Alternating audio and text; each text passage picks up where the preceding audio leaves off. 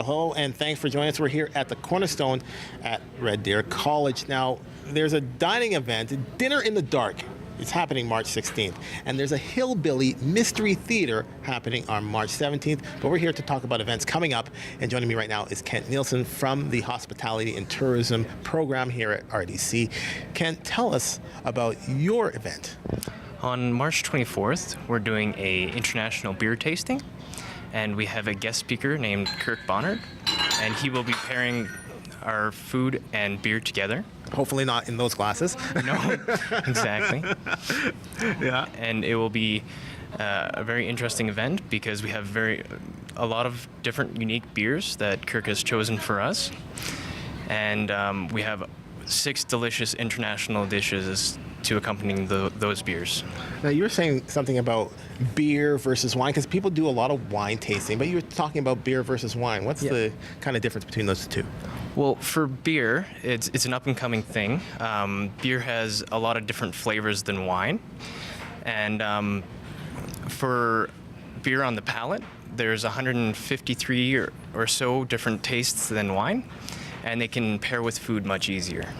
So at the beer tasting event, you're going to have people there. They're going to be tasting different beers. Only 6, or is there more than 6? There's 12 different tasters. Now, are they from different countries, or are we just talking about just... They are from different countries, so we're trying to get beers from 6 different continents, and then the other 6 beers are paired specifically for that food. Now, when we're preparing beer specifically for food, a lot of people like to have beer and fries and burgers and fast food.